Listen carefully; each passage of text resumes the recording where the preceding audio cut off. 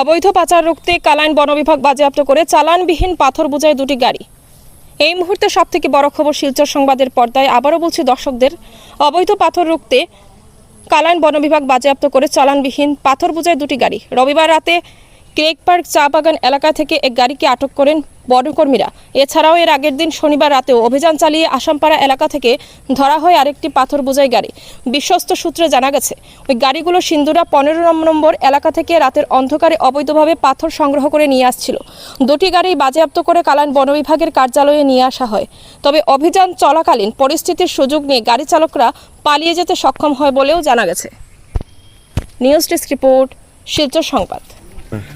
এইটো আমাৰ patrolling duty আছিল।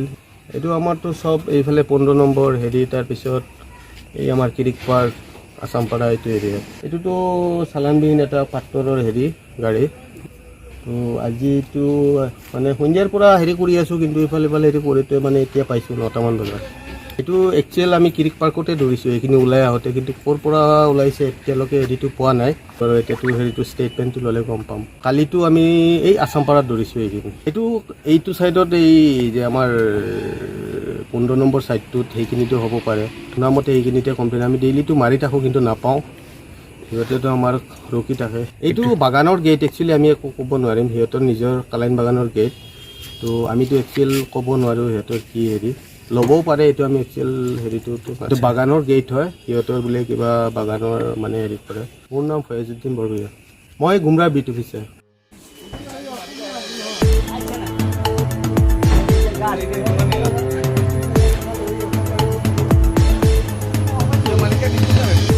অফিস না হইলে